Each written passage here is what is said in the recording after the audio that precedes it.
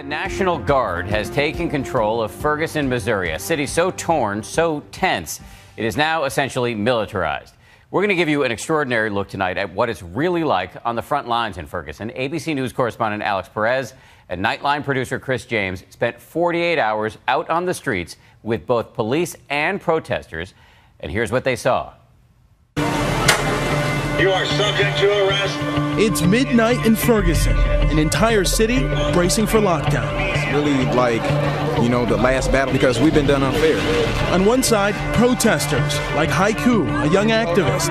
He's gearing up for another night in his hometown, a city under siege. Why are you wearing the bandana? They tear gas me. And it's really, honestly, it's not going to do anything other than help me breathe. I won't be able to see, but if I can breathe, I don't need to see where I'm going. You must leave immediately. No justice! There's a guy with a gun up there. Be careful. On the other side, police in full force. You are violating the state-imposed curfew. Armed to the teeth, prepared to do what it takes to enforce a state-mandated curfew. To arrest and/or other action. For the protesters, it isn't just about the right to free speech and assembly. They say they're here fighting for their freedom. I'm here because I feel like the Constitution doesn't have business hours. The first day that we protested, it was basically to let the police know that we want justice for this child. Justice, they say, for 18-year-old Michael Brown, an unarmed teenager fatally shot 6 times, twice in the head, by Ferguson police officer Darren Wilson. He has not been charged with any wrongdoing, but this morning, Michael Brown's mother told our Robin Roberts she wants charges brought. How can peace be restored, ma'am? With justice. And what is justice to you? Being fair. Arresting this man and making him accountable for his actions. These protests have spread globally. Has not been charged. Has not been charged. Our cameras had access to both sides of the fight, with the SWAT team struggling to maintain order.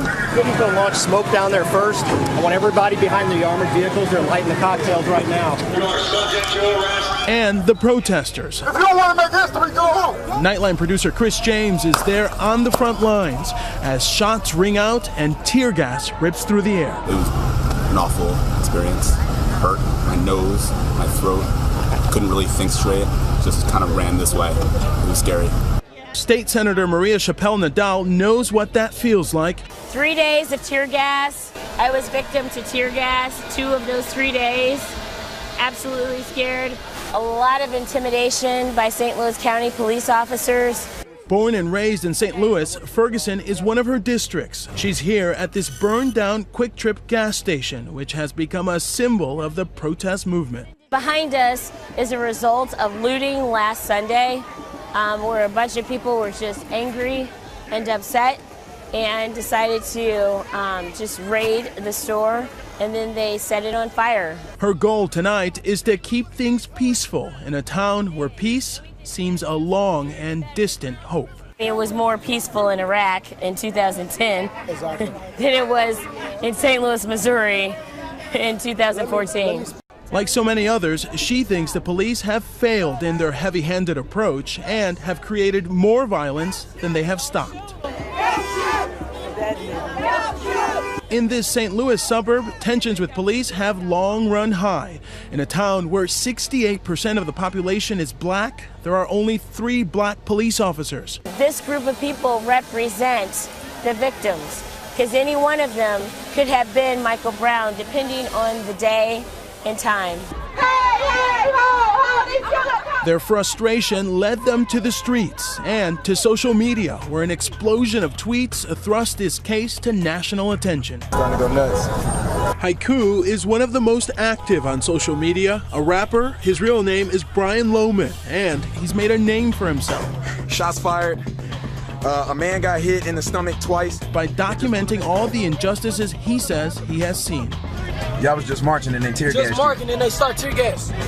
That burn. As soon as that sun goes down, man, it's like a third world country that's fighting for liberation once again, because it really is like that. He feels it's his duty. In the past week, he's gone from having 300 Instagram followers to more than 7,500. He takes us to the spot where Brown was shot down. Here, supporters have built a makeshift memorial, a handmade tombstone, signs calling for justice, and above all, love.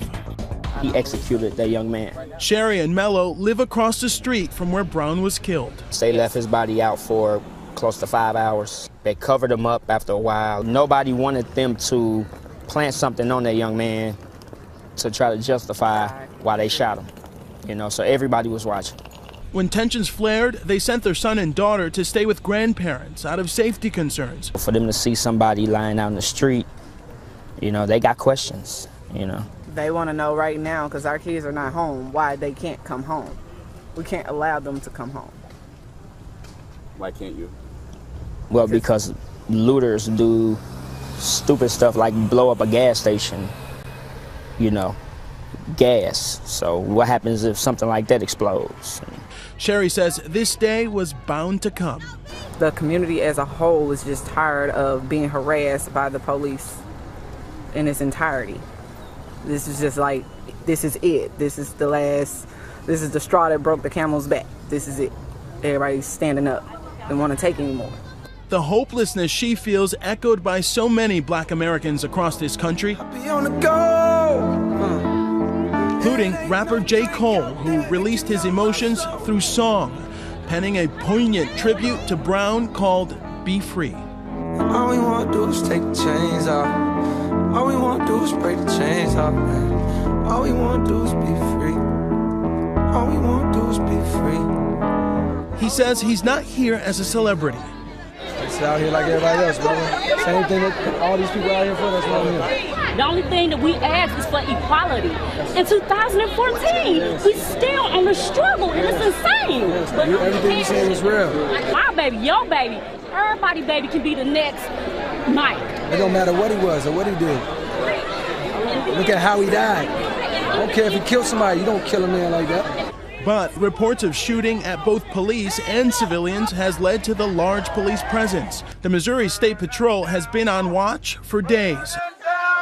They're led by the charismatic Captain Ron Johnson, a native of Ferguson. His approach is a stark contrast from the Ferguson police. We thank you for being here to protect us. And he's determined to change public perception. Captain, when you hear thank you like that from the community, what are your thoughts? I think a lot of the cameras believe that that's something that's uncommon. We thank each other, we greet each other, we hug each other, we slap hands, and we smile, and we do that all the time. Changing perception won't come easily. Riot scenes play over and over like bad dreams. Over the past 2 days, these streets look like war zones. We followed Haiku as he picks up a friend, fresh from a standoff with police forces. He's just been tear gassed. Getting shot at every night by the cops, man, it's just crazy. But he's hunkering down for a fight. Tonight, as the National Guard takes their positions, Haiku says that until there's an arrest, quiet will come no time soon. I'm gonna stand with the people because it basically is gonna boil down to the police who have been excessive and they don't care about me because they've already gassed me. They've already shot people standing next to me. So if it comes down to choosing sides, I'm choosing the people. For Nightline, I'm Alex Perez in Ferguson, Missouri.